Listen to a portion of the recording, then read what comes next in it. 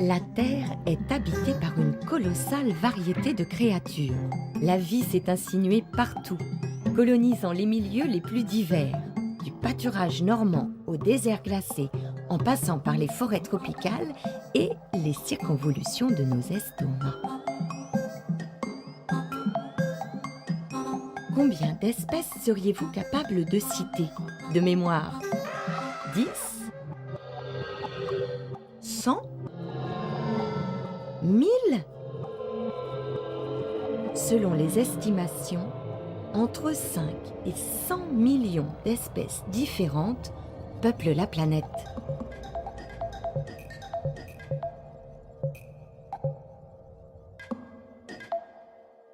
Parmi ces millions d'espèces, il y en a de toutes les formes et de toutes les couleurs. Il existe des créatures énormes et d'autres qu'on ne voit pas à l'œil nu. Certaines vivent des siècles et d'autres quelques heures. Et puis, il y en a une qui possède une caractéristique vraiment bizarre. Bonjour. Alors, en effet, j'appartiens à une espèce assez particulière à laquelle on a donné toutes sortes de surnoms, le seigneur de la création, le parangon des animaux, etc. Ce serait trop long de tous les citer, mais mon nom scientifique, c'est Homo sapiens. Ah, attendez. Homo sapiens se caractérise dans la faune actuelle par sa station verticale permanente. C'est un primate de grande taille. Les membres postérieurs sont plus longs que les antérieurs. Et il n'y a pas de queue. La face, les mandibules, les bourrelets susorbitaires sont de taille réduite, tandis que la calotte crânienne est de grande taille. La pilosité est faible, mais reste dense sur la tête. Bon alors je sais, au premier coup d'œil comme ça, j'ai l'air assez banal, mais mon espèce est la seule, autant qu'on sache, qui a entrepris de mettre de l'ordre dans le monde vivant. Tout le monde a entendu parler de la systématique. Non? Attendez. Là, on est au milieu d'un fouillis assez indescriptible. Le but de la systématique, c'est de répertorier, de nommer et de classer les millions de créatures vivantes dans des catégories scientifiques. Alors pour classer, la toute première étape, c'est de faire quelque chose que nous autres, Homo sapiens, on adore. Des collections.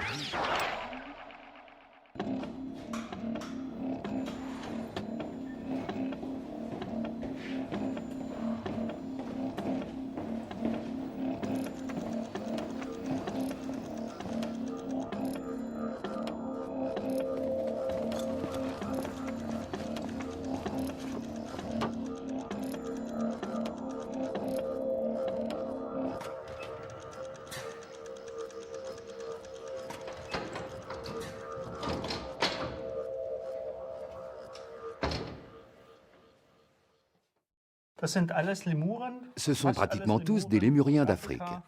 Il y a différentes espèces. Ce sont de très anciennes pièces d'exposition. Elles ont donc une grande valeur scientifique et historico-culturelle.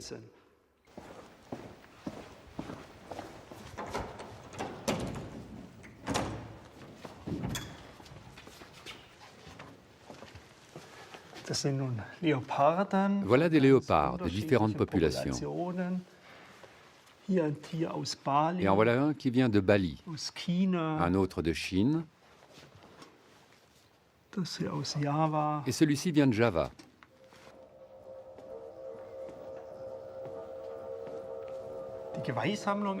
La collection de bois n'est qu'une petite partie de la collection de mammifères du Muséum d'histoire naturelle de Berlin.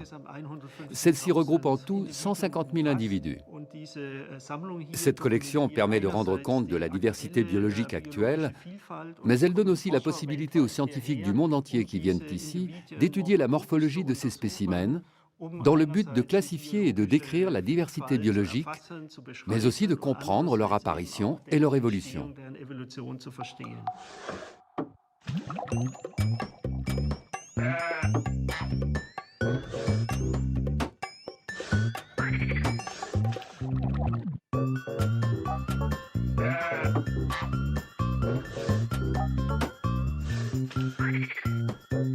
Muséum de Paris, l'ordre de grandeur est le même. En comptant les mammifères, les oiseaux, mais aussi les insectes et les plantes, on atteint les 80 millions de spécimens. Même chose à Londres, à Washington et à Tokyo.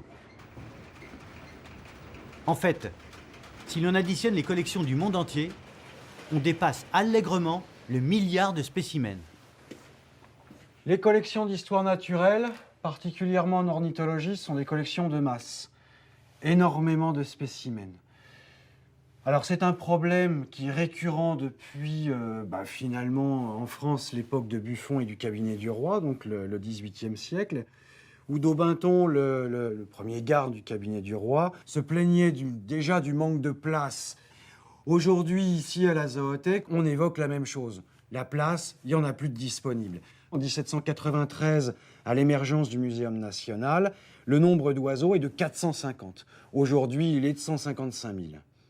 Alors évidemment, le rythme des descriptions, au moins en ornithologie, se ralentit beaucoup, mais on trouve encore des choses nouvelles. Et la question c'est, est-ce qu'on va arriver un jour à tout décrire ?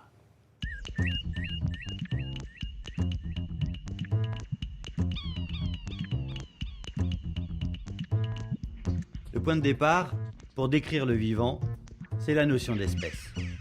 Mais au fait, cette notion que tout le monde utilise sans y penser, vous la définiriez comment, vous ? Aujourd'hui, le critère officiel, c'est l'interfécondité. En gros, si deux individus peuvent se reproduire entre eux, et si leur descendance est fertile, alors ils appartiennent à une même espèce. Là, par exemple, ça ne marchera pas. On a clairement deux espèces distinctes. Là, par contre, on est visiblement en présence d'une espèce unique. L'avantage de la notion d'espèce, c'est qu'elle permet de ranger des millions d'individus dans une seule boîte, à laquelle on attribue un nom latin unique. Ouais, latin, ça fait plus chic. Et ça évite les querelles linguistiques.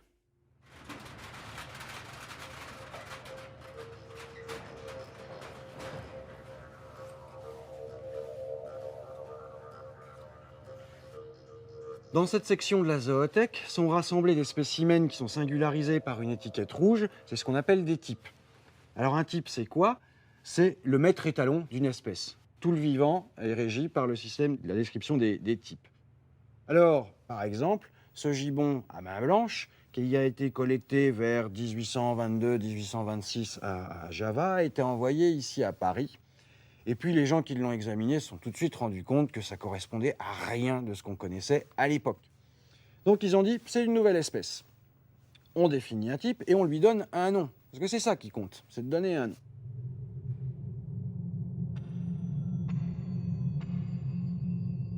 À quoi ça sert de donner des noms à 1,8 million d'espèces, à 5 millions ou à 10 millions ?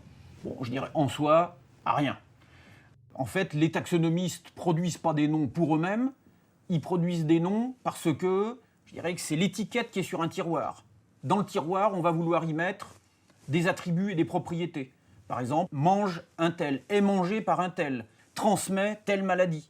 C'est pour ça que le métier du systématicien, c'est de faire en sorte que chaque espèce soit désignée par un seul nom et que chaque nom ne désigne qu'une seule espèce, qu'il y ait une relation biunivoque entre les espèces dans la nature et puis le domaine des noms. Voilà. Et bon, c'est pas trivial.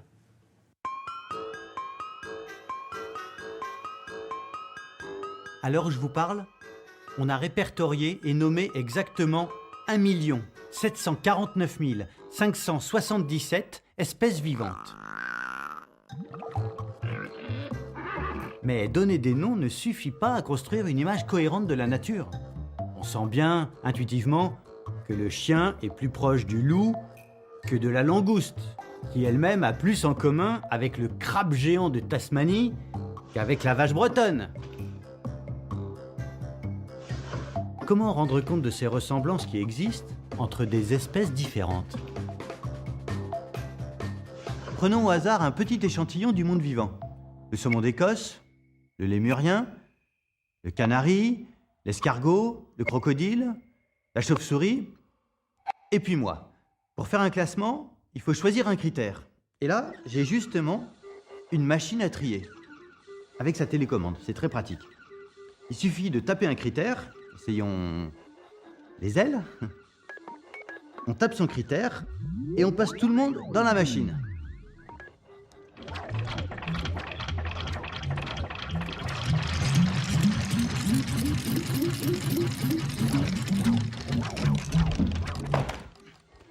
Et on obtient deux groupes. Ceux qui ont des ailes là-bas et ceux qui n'en ont pas ici. Essayons maintenant le poil.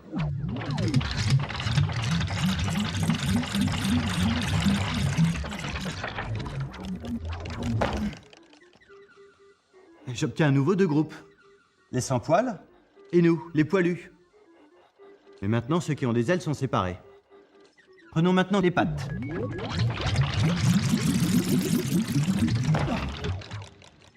Cette fois-ci, on obtient trois groupes différents. Les quadrupèdes, nous, les bipèdes, et les sans pattes. Le problème, c'est que chaque caractère semble aboutir à un résultat différent. Classer, chez moi, Homo sapiens, c'est une vraie passion, une seconde nature. J'ai essayé tous les critères. Taille, durée de vie, ordre alphabétique, abeilles, acariens, alligators, amibes, mais aussi répartition géographique, mode de reproduction, habitudes alimentaires.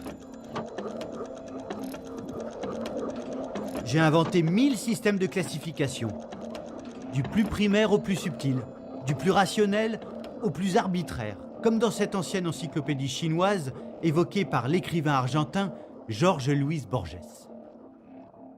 Les animaux se divisent en A. Appartenant à l'empereur. B. Embaumé. C. Apprivoisé. D. Cochon de lait. E. Sirène. F. Fabuleux. G. Chien en liberté. H. Inclus dans la présente classification. I. Qui s'agitent comme des fous. J. Innombrable. K. Dessiné avec un pinceau très fin en poil de chameau. L, etc. M, qui viennent de casser la cruche. N, qui de loin semblent des mouches. Pourtant, parmi les innombrables classifications qu'on a imaginées, il y en a une qui a plus de sens que les autres.